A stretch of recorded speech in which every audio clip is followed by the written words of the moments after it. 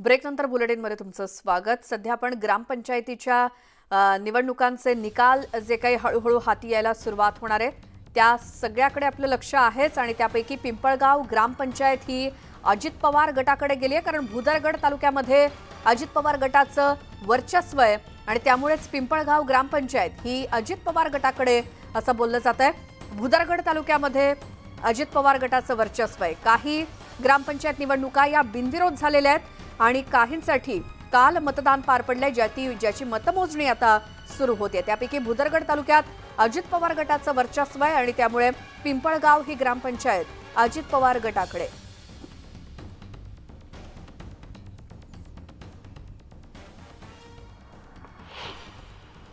काही ठिकाणी मतमोजणीला सुरुवात देखील झाली आहे आणि हा निकाल समजल्यानंतर समर्थकांमध्ये सुरू झालेला हा जल्लोष पाहायला मिळतोय।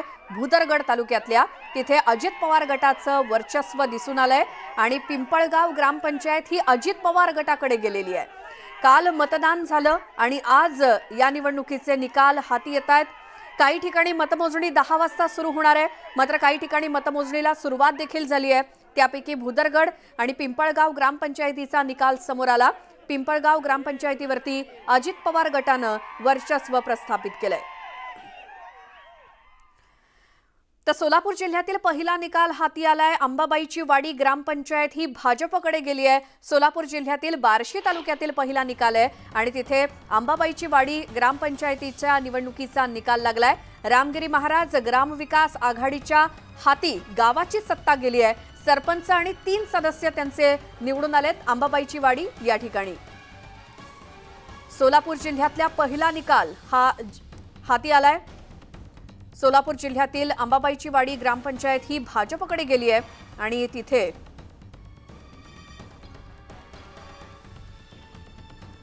सोलापूर जिल्ह्यातला हा पहिला निकाल अंबाबाईची वाडी ग्रामपंचायत भाजपकडे गेली आहे। सोलापूर जिल्ह्यातील बार्शी तालुक्यातला हा पहिलाच निकाल आहे आणि तिथे अंबाबाईची वाडी ग्रामपंचायतीचा निकाल हाती आला असून रामगिरी महाराज ग्रामविकास आघाडीच्या हाती गावाची सत्ता गेली आहे आणि याच पॅनलचा सरपंच आणि 3 सदस्य निवडून आलेत।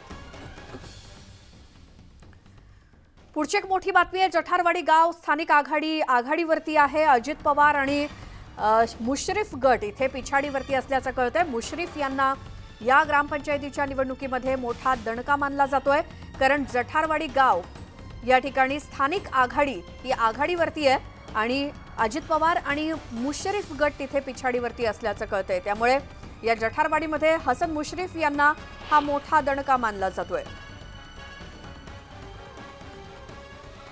कोल्हापुरातनं जठारवाडी या गावातला ग्रामपंचायतीचा कल जो हाती येतोय त्यानुसार स्थानिक आघाडी तिथे आघाडीवरती आहे आणि त्यामुळे अजित पवार गट आणि मुश्रीफ गट तिथे पिछाडीवरती पडलाय।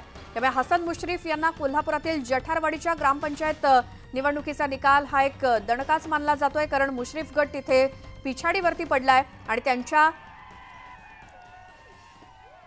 समोरच्या बाजूला म्हणजेच प्रतिस्पर्धी असलेल्या स्थानिक आघाडीनं तिथे आघाडी घेतलेली आहे आणि म्हणूनच अजित पवार आणि मुश्रीफ गट तिथे पिछाडीवरती पडलाय।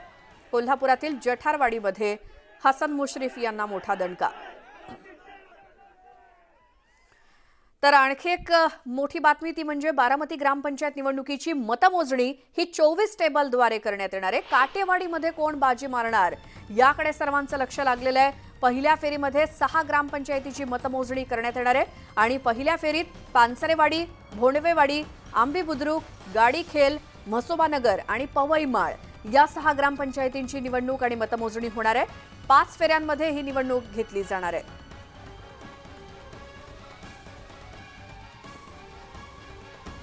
जितेंद्र जाधव आमचे प्रतिनिधी आपल्या सोबत आहेत। जितेंद्र, बारामतीतल्या ग्रामपंचायत निवडणुकांसाठीची मतमोजणी सुरू झाली आहे का? आपण पाहतोय की आता जे उमेदवार आहेत आणि जे मतमोजणीचे जे प्रतिनिधी आहेत त्यांना बारामतीच्या याच प्रशासकीय भवनमध्ये सोडले जाते, त्यांचे ओळखपत्र तपासले जातात आणि आपण बघतोय आता थोड्याच वेळात बारामतीसह ज्या 31 ग्रामपंचायतच्या निवडणुका होणार आहेत त्याची मतमोजणीला सुरुवात होणार आहे। 32 पैकी एक ग्रामपंचायत ही बिनविरोध झालेली आहे आणि 9 फेऱ्यामध्ये ही बारामतीची निवडणूक होणार आहे। पहिल्या फेरीमध्ये साधारणतः 6 ग्रामपंचायतीच्या मतमोजणी होणार आहे। आपण बघू शकतोय की आपल्या ह्याच्यामध्ये दाखवा आपण की बारामतीच्या प्रशासकीय भवनासमोर मोठ्या प्रमाणात गर्दी केलेली आहे आणि आपण बघतोय की निवडणुकीपूर्वीच काही जण या ठिकाणी गुलाल खेळून आलेले आहेत। त्यांना कॉन्फिडन्स एवढा आहे की आपला उमेदवार ज्या वेळेला कल आणि निकाल समोर येतील पुन्हा तुमच्याकडे येऊच। धन्यवाद या माहितीसाठी। सोलापुरातून एक मोठी बातमी येते। दक्षिण सोलापूर तालुक्यातील उळे ग्रामपंचायतीचा निकाल हाती आलाय। भाजप समर्थक आघाडीचं संपूर्ण पॅनल तिथे विजयी झालंय। 11 सदस्य आणि सरपंच भाजप समर्थक असल्याचं किंवा भाजप समर्थक आघाडीचे असल्याचं कळतंय। माजी मंत्री सुभाष देशमुख यांच्याकडे दक्षिण तालुक्यातली ही पहिली ग्रामपंचायत हाती आल्याचं म्हणू शकतोय। सोलापुरातील दक्षिण सोलापूर तालुक्यातील उळे ग्रामपंचायतीचा निकाल हाती आलाय। सर्वात आधी न्यूज 18 लोकमतवरती तुम्हाला हे निकाल पाहायला मिळतील। तर सोलापूर दक्षिण मध्ये उळे ग्रामपंचायतीच्या निकालात भाजप समर्थक आघाडीचं संपूर्ण पॅनल विजयी झालंय। 11 सदस्य आणि सरपंच भाजप समर्थक आघाडीचे आहेत आणि माजी मंत्री सुभाष देशमुख यांच्याकडे दक्षिण तालुक्यातील पहिली ग्रामपंचायत हाती आलेली आहे। दक्षिण सोलापूरमधील उळे या ग्रामपंचायत निवडणुकीचा निकाल समोर आलाय। माजी मंत्री देशमुखांकडे ग्रामपंचायत गेली आणि तिथे भाजप समर्थक आघाडीचे सरपंच आणि सदस्य निवडून आलेत। तर राधानगरी कोल्हापुरातील राधानगरीमध्ये चांदेकरवाडी ग्रामपंचायत ही ठाकरेंकडे गेली आहे। ठाकरे गटाकडे चांदेकरवाडी लोकनियुक्त सरपंच सौ सीमा हिंदुराव खोत विजयी झाले आहेत आणि चांदेकरवाडीमध्ये शिवसेना उद्धव बाळासाहेब ठाकरे गटाचा सरपंच बसलेला आहे। कोल्हापुरातील राधानगरीच्या चांदेकरवाडी ग्रामपंचायतीचा निकाल हाती येतोय। ही ग्रामपंचायत शिवसेना उद्धव बाळासाहेब ठाकरे गटाकडे गेली आहे। चांदेकरवाडीत लोकनियुक्त सरपंच सीमा हिंदुराव खोत विजयी झाले आहेत आणि चांदेकरवाडीमध्ये शिवसेना उद्धव बाळासाहेब ठाकरे गटाचा सरपंच निवडून आलाय। आता पुणे जिल्ह्यामध्ये जाऊया। तिथे जिल्ह्यातील हवेली तालुक्यामध्ये आज 3 ग्रामपंचायती आणि 10 पोटनिवडणुकीसाठीची मतमोजणी होणार आहे।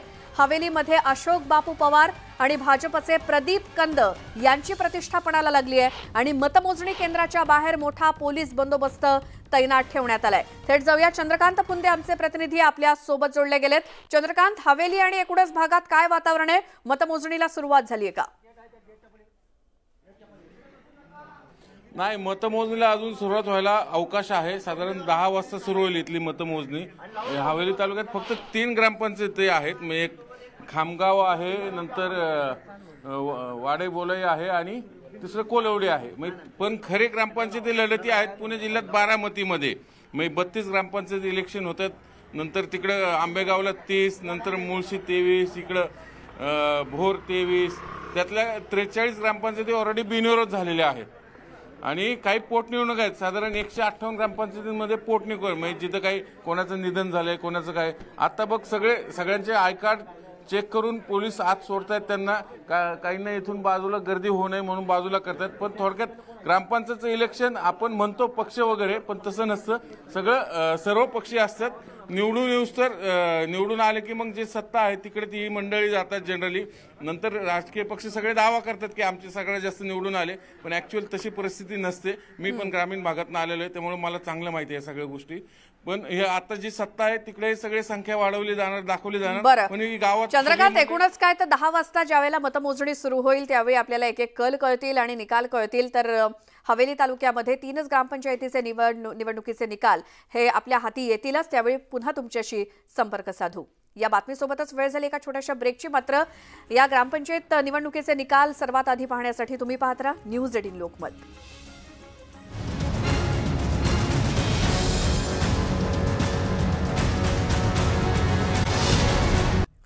ब्रेकनंतर तुमचं स्वागत। आता जळगाव जिल्ह्यात जाऊया। तिथे ग्रामपंचायतीसाठी विक्रमी 99.07% मतदान झालं आणि या निवडणुकीचा निकाल आज लागणार आहे। तहसील कार्यालयामध्ये मतमोजणी पार पडेल।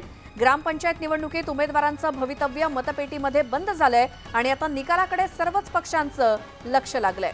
जळगावमध्ये विक्रमी मतदान झालंय। 99.07% मतदान ग्रामपंचायत निवडणुकीसाठी झालंय।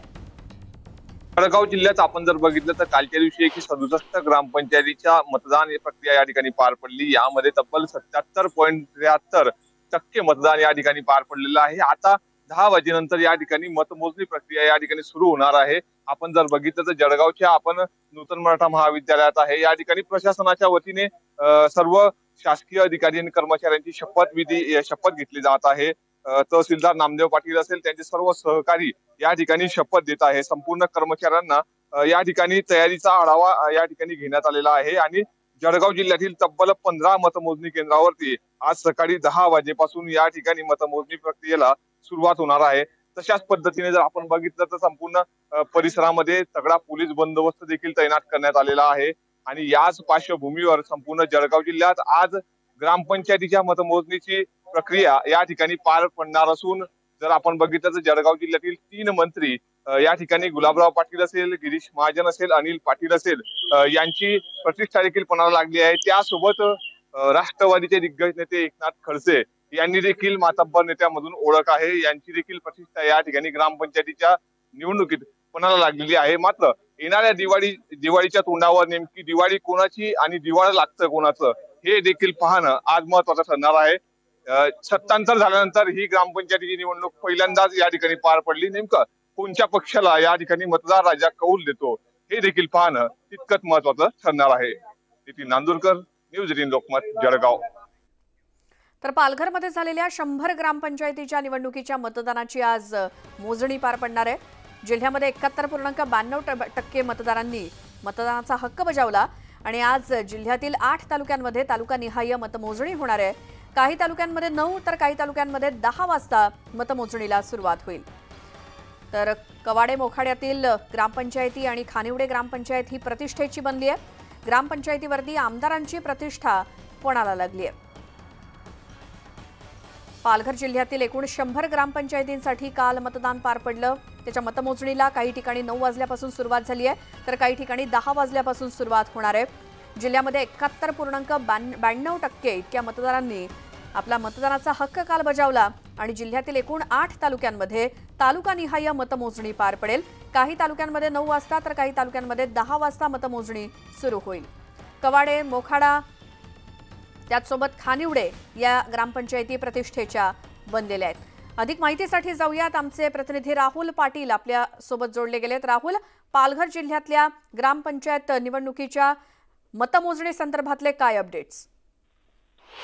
नक्कीच आपण बघायला गेलं तर पालघर जिल्ह्यातील 100 ग्रामपंचायतींच्या निवडणुकीचं काल जे आहे ते मतदान पार पडलं होतं. जवळपास 71.92% मतदारांनी आपला मतदानाचा हक्क बजावला होता आणि आज या मतदानाची मतमोजणी जी आहे ती सुरू होणार आहे.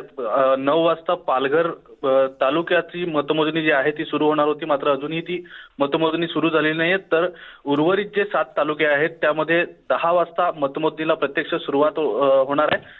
628 जागांसाठी ही निवडणूक पार पडली असून यासाठी जवळपास 2099 उमेदवार जे आहेत ते रिंगणात आहेत आणि प्रत्यक्ष मतदार राजांनी कोणाच्या पारड्यात आपलं मत टाकलं हे काही वेळातच स्पष्ट होईल. मात्र पालघर जिल्ह्यातील कवाडा असेल किंवा मग जव्हार मोखाड्यातील ग्रामपंचायती असतील, त्याच पद्धतीने खानिवडे ग्रामपंचायत असेल, ही मोठी प्रतिष्ठेची आहे. कारण की खानिवडे हे बहुजन विकास आघाडीचे आमदार राजेश पाटील यांचं गाव आहे, त्यामुळे त्यांची प्रतिष्ठा जी आहे ती पणाला लागलेली आहे. तर दुसऱ्या बाजूला कवाडे ग्रामपंचायत जी आहे ती ग्रामपंचायत निर्मितीपासूनच सीपीएमच्या ताब्यात आहे, मात्र प्रत्यक्षात पालघरचे आमदार जे आहेत श्रीनिवास वनगात त्यांची ही मूळ गाव आहे. बरं राहुल, धन्यवाद सगळ्या माहितीसाठी आणि निकाल जसे समोर येतील पुन्हा तुमच्याशी संपर्क साधूस. अकोल्यातनं एक पहिला निकाल हाती येतोय ते म्हणजे बारखुडा ग्रामपंचायत ही स्थानिक आघाडीकडे गेलेली आहे. तिथे अकोल्यातला पहिला निकाल आपल्या हाती आलाय. बारखुडा ग्रामपंचायतीचा निकाल समोर आलाय आणि बारखुडा ग्रामपंचायतीवरती स्थानिक आघाडीनं वर्चस्व प्रस्थापित केलंय. मोठ्या संख्येनं काल मतदान पार पडलं महाराष्ट्रातल्या कानाकोपऱ्यात ग्रामपंचायत निवडणुकीसाठी आणि एक एक करून काही ठिकाणी सकाळी 9 वाजल्यापासून मतमोजणीला सुरुवात झाली आहे तर काही ठिकाणी 10 वाजल्यापासून सुरुवात होईल. मात्र अकोल्यातला जो काही पहिला निकाल हाती आलाय त्यानुसार बारखुडा ग्रामपंचायतीवरती स्थानिक आघाडीनं विजय मिळवलाय. तर दुसरीकडे कराडमध्ये शरद पवार गटानं खातं उघडलं आणि हेळगाव ग्रामपंचायत शरद पवार गटाच्या ताब्यात गेली आहे. एक एक करून निकाल पटापट आपल्या हाती येत आहेत आणि सर्वात आधी न्यूज 18 लोकमतवरती तुम्हाला पाहायला मिळत आहेत.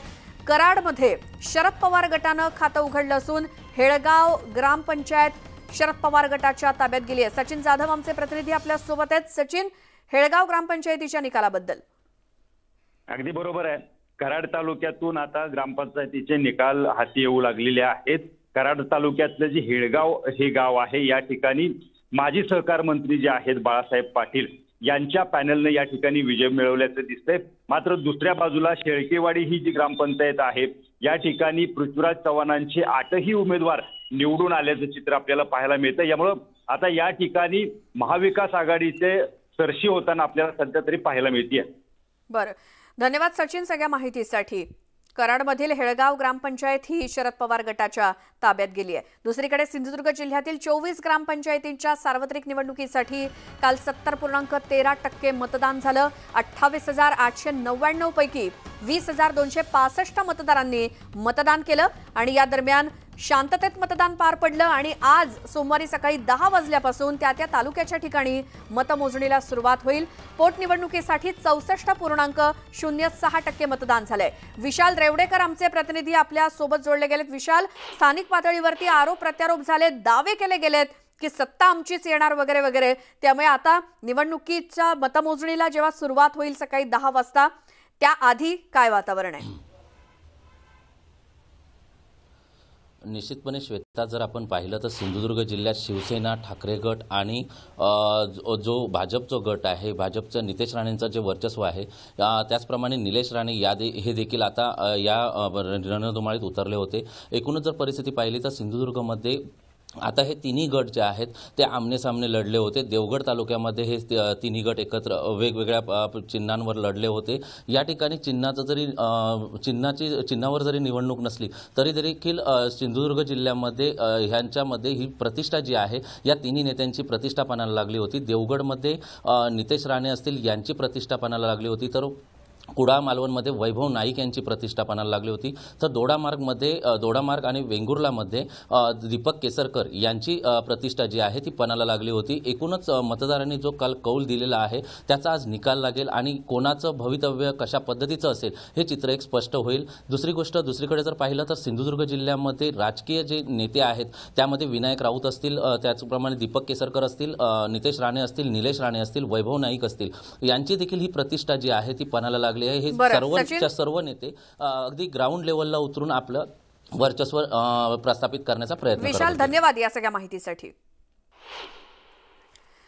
पुढे कोल्हापुरातनं येते अपडेट। सांगडेवाडी आणि करवीर सरपंच पदासह सतेज पाटील गटाची सत्ता तिथं आलेली आहे। कोल्हापूर जिल्ह्यातील काही ग्रामपंचायतीचे निकाल हाती येत आहेत। सांगवडेवाडी आणि करवीर या ठिकाणी सरपंच पदासह सतेज पाटील गटानं आपली सत्ता प्रस्थापित केली आहे या 2 ग्रामपंचायतींवरती। अधिक माहितीसाठी थेट जाऊयात। कोल्हापुरातून ज्ञानेश्वर साळुखे आपले प्रतिनिधी आपल्या सोबत आहेत। ज्ञानेश्वर, सांगवडेवाडी आणि करवीर बद्दल आता निकालाचे अपडेट आता हाती यायला लागले आणि कौल सुद्धा बऱ्याचशा स्पष्ट होताना पाहायला मिळतात। प्रामुख्याने ज्या करवीर तालुक्यामध्ये लढती होत्या त्या तुल्यबळ होत्या। सतेज पाटील आणि स्थानिक गटांमध्ये काही गावामध्ये थेटपणे या ठिकाणी लढत आहे ती झाली होती आणि या लढतीमध्ये सांगवडेवाडी गावामध्ये सरपंच पदासह सतेज पाटील गटाने आहे ती सत्ता प्रस्थापित केल्याचा या ठिकाणी पाहायला मिळतं। त्यांचे कार्यकर्ते या ठिकाणी आता मोठ्या प्रमाणात जल्लोष आहे ते करताना पाहायला मिळतं। दुसऱ्या बाजूला जतारवाडी जे गाव आहे त्या गावामध्ये मात्र मुश्रीफ यांना त्याचा फटका बसलेला आहे। तिथं स्थानिक आघाडी विजयी झाल्याचं पाहायला मिळते। राधानगरी तालुक्यात सुद्धा सतेज पाटील गट आहे ते प्रामुख्याने प्राबळ ठरताना या ठिकाणी पाहायला मिळते। खराळे या गावामध्ये सरपंच पद आहे ते सतेज पाटील गटाकडे आले। या ठिकाणी सीमा डवर या विजयी झालेले सरपंच पदाच्या या ग्रामपंचायतीवरती सुद्धा आहे ते सतेज पाटील गटाने आपली सत्ता आहे ती स्थापन केल्याचं या ठिकाणी पाहायला मिळते। प्रामुख्याने पाहायला गेलं तर आता काही ग्रामपंचायतीचे निकाल स्पष्टपणे आहे ते बाहेर येताना पाहायला मिळतं। यामध्ये सत्ताधारी जे आहेत ते प्रामुख्याने आघाडीवर असल्याचं पाहायला मिळते। मात्र दुसऱ्या बाजूला स्थानिक आघाड्या ज्या आहेत त्या स्थानिक आघाड्यांनी सुद्धा नेत्यांना या ठिकाणी मोठ्या प्रमाणात टक्कर दिल्याचं पाहायला मिळते। मात्र एकूणच कोल्हापूर जिल्ह्याचं चित्र पाहायला गेलं तर काँग्रेस आणि राष्ट्रवादीकडे बहुतांश ग्रामपंचायती आहे या जाताना आपल्याला दिसून येते आणि त्याच बाजूने आहे ते निकाल सध्या असताना आपल्याला दिसून येते।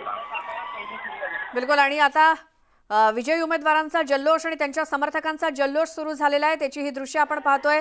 कोल्हापूर जिल्ह्यामध्ये सांगवडेवाडी किंवा करवीरमध्ये काटेकी टक्कर आहे। सांगवडेवाडीमध्ये सतेज पाटील गटानं आपली सत्ता स्थापन केली आहे। यानंतर आणखी काही अपडेट समोर येत आहेत, पाहूयात। करवीर फराळे सरपंच पद सतेज पाटील गटाकडे गेलेलं आहे। करवीर फराळे या गावामध्ये सरपंच पद हे सतेज पाटील गटाकडे गेले। सतेज पाटील गटानं तिथं मुसंडी मारली आहे। करवीर मधल्या ग्रामपंचायत निवडणुकीचे निकाल हाती येत आहेत आणि तिथं आता सतेज पाटील गटाकडून किंवा समर्थकांकडून जल्लोष करायला सुरुवात झालेली आहे। तिथे लोक मोठ्या प्रमाणात मतमोजणी केंद्राच्या बाहेर जमलेत। करवीर फराळे या कोल्हापुरातील ग्रामपंचायतीच्या निवडणुकीचा निकाल समोर आलाय आणि सरपंच पद हे सतेज पाटील गटाकडे गेलेले आहे। तिथे सांगवडेवाडी या ठिकाणी सुद्धा करवीरमध्ये सतेज पाटील गटानं आपलं वर्चस्व प्रस्थापित केलंय आणि त्यानंतर आता कोल्हापूर नंतर कराड तालुक्यातल्या सुद्धा ग्रामपंचायती संदर्भातले निकाल आपण पाहूया। तिथं काय अपडेट आहेत। करवीरमधल्या फराळे ग्रामपंचायतीत सरपंच पद हे सतेज पाटील गटाकडे, तर कराड तालुक्यातील एकूण 12 ग्रामपंचायतींसाठी मतमोजणी सुरू झालेली आहे आणि तिथे शेळकेवाडी इथे 8ही जागांवरती माजी मुख्यमंत्री पृथ्वीराज चव्हाण यांनी विजय मिळवल्याची बातमी समोर येते। कराडमध्ये पृथ्वीराज चव्हाण यांनी आपला गड राखलेला आहे। शेळकेवाडीमध्ये काँग्रेसचा विजय झालाय। कराड तालुक्यातील एकूण 12 ग्रामपंचायतींसाठी मतमोजणी सुरू झाली आहे आणि त्यापैकी शेळकेवाडी इथे 8ही जागांवरती माजी मुख्यमंत्री आणि काँग्रेस नेते पृथ्वीराज चव्हाण यांनी विजय मिळवलाय आणि शेळकेवाडीनं पृथ्वीराज चव्हाण यांच्या गटानं विजय मिळवलाय कराडमधल्या शेळकेवाडीमध्ये। सचिन जाधव यांच्याकडे पुन्हा एकदा जाऊयात। सचिन, शेळकेवाडीतला काय निकाल? कराड तालुक्यातलं जे शेळकेवाडी आहे इथं 8ही जणांनी पृथ्वीराज चव्हाणांचे 8 उमेदवार या ठिकाणी निवडून आल्याचं चित्र पाहायला मिळते।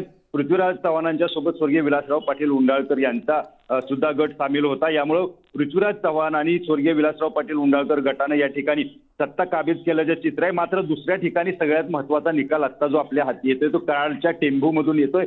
कराडच्या टेंभूमध्ये गड आला पण सिंह गेला अशी परिस्थिती पाहायला मिळते। यामध्ये सत्ताधाऱ्यांनी सरपंच पद राखलंय, मात्र विरोधकांच्या ताब्यात 9 सदस्यांसह या जागा गेलेल्या आहेत। यामुळे या ठिकाणी गड आला पण सिंह गेला अशी परिस्थिती निर्माण झालेली आहे। आणि दुसऱ्या बाजूला सांगायचं झालं तर हे दोन्हीही गट आमदार बाळासाहेब पाटील यांचेच आहेत। बरं, थोडंसं थांबवते, मात्र आणखीन या संदर्भातली मोठी बातमी आपल्याकडे येते। कराडच्या टेंभूमध्ये गड आला पण सिंह गेला अशी परिस्थिती निर्माण झाली आहे। आमचे प्रतिनिधी सांगत होते त्याप्रमाणे कराडच्या टेंभूमधला हा निकाल आपल्या समोर येतोय। कराडमध्ये पृथ्वीराज चव्हाण गटानं एकीकडे वर्चस्व प्रस्थापित केलंय, मात्र दुसरीकडे टेंभूमध्ये गड आला पण सिंह गेला अशी परिस्थिती निर्माण झाली आहे। नेमकं काय झालं तिकडे? सत्ताधाऱ्यांनी सरपंच पद तर राखलं, मात्र सत्ता ही विरोधकांकडे गेली आहे। कराडच्या टेंभूमधली ही परिस्थिती, सरपंच पद तर राखलं मात्र सत्ता ही विरोधी गटाकडे गेलेली आहे। आणि या सगळ्या ग्रामपंचायत निवडणुकीच्या निकालाचे अपडेट सर्वात आधी तुम्हाला न्यूज 18 लोकमतवरती पाहायला मिळतील संपूर्ण दिवसभर। मात्र तत्पूर्वी एक छोटासा ब्रेक घेऊन लगेच परत येऊयात। पाहत राहा न्यूज 18 लोकमत।